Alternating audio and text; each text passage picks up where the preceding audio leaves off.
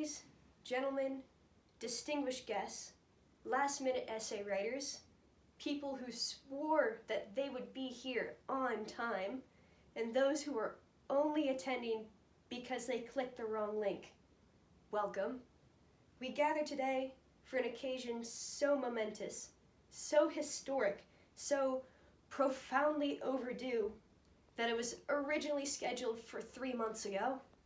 But in the true spirit of procrastination, we postponed it several times, moved it to a Google Calendar we never looked at again, and finally decided, hey, today feels good enough. This is the opening ceremony of the new era of procrastinators, an age in which we finally celebrate the people who make life interesting, chaotic, and accidentally thrilling. First, let us begin by paying tribute to the ancient masters of procrastination, to the student who invented the "I'll start the essay after a snack" ritual, only to discover that cleaning the entire kitchen was suddenly essential, the philosopher who first asked, "What is time, really?" as a way to explain why they didn't turn in their work, the first employee in human history who wrote, "Per my last email," but never sent the actual first email. These icons walked so we could slowly jog behind them, trip, rest on a bench for a bit, and then walk the rest of the way while scrolling on our phones. Secondly, we gather today to formalize, at long last, the Procrastinator's Code of Conduct, Draft 7.4, because drafts 1 through 6 were misplaced, and 7.0 through 7.3 are still in progress. The code is simple. 1, start nothing before your time, and that time is always later. 2, if it can be done in 1 hour, it can most definitely be done in 20 minutes with enough adrenaline. 3, breaks must be taken frequently and for absolutely no reason. Example being, I've written 1 sentence in my essay. Time for me to take a 1-hour rest. 4, a project is not ready to begin until the procrastinator has completed the sacred scroll, the extremely detailed to-do list that accomplishes absolutely nothing. 5, fear and panic are not flaws. They are the fuel of greatness. Thirdly, tonight we would like to commemorate the phenomenon that every procrastinator knows intimately, the last-minute miracle. This is the moment, mere hours before a deadline, where the human body activates powers previously thought impossible. Synapses fire like fireworks. Fingers fly faster than any lab has ever measured. A 10-page assignment materializes out of thin air. Caffeine becomes a moral support animal. Scientists have tried to study this phenomenon, but for some reason the test subjects keep canceling their appointments. And so, we honor this sacred ritual, this magical burst of productivity, this "I swear I will never, ever do this again" moment that we all know will happen again, at least by next week. Fourthly, we would like to celebrate the forms of procrastination because it is not a single act.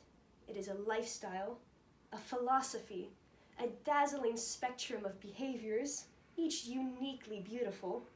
There is the avoider, who gets so overwhelmed they simply pretend that the task has ceased to exist.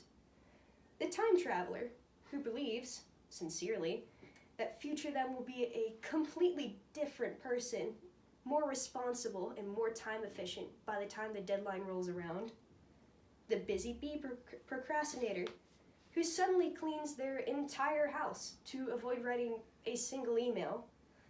The researcher, who spends 4 hours learning the history of fountain pens instead of writing the 3-item shopping list that they were supposed to. And of course, the social procrastinator, who drags everyone else into their chaos by saying, "Wait, before we start, you have to watch this video." each type has its place in the sacred pantheon. But this time, we officially induct all new procrastinators into this honored community. And by new, I mean anyone who has put off doing something today so that they could be here. Please raise your right hand or your left hand or whichever hand you didn't just use to check your phone. Repeat after me. I solemnly swear. Amanda. Sorry. I solemnly swear. I solemnly swear. To delay with dignity. To delay with dignity. To put off with purpose. To put off with purpose. And to uphold. And to uphold. The honorable tradition. The honorable tradition. Of telling myself. Of telling myself. I'll get up early tomorrow. I'll get up early tomorrow. Even though. Even though. I know I won't. I know I won't.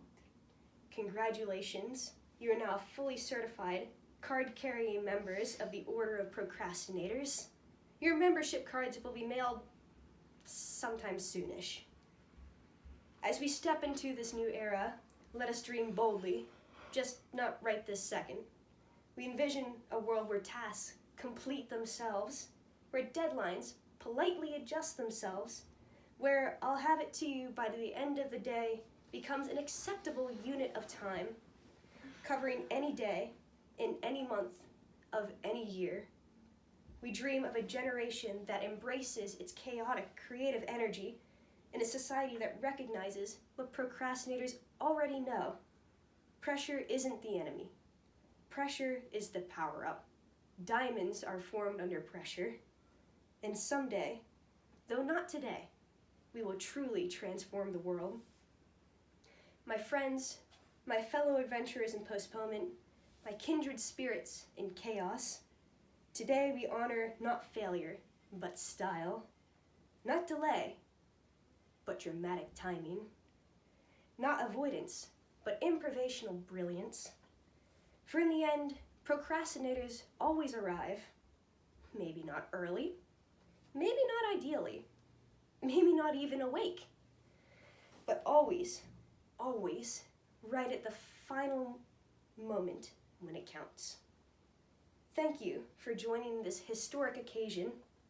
Thank you for celebrating this noble tradition.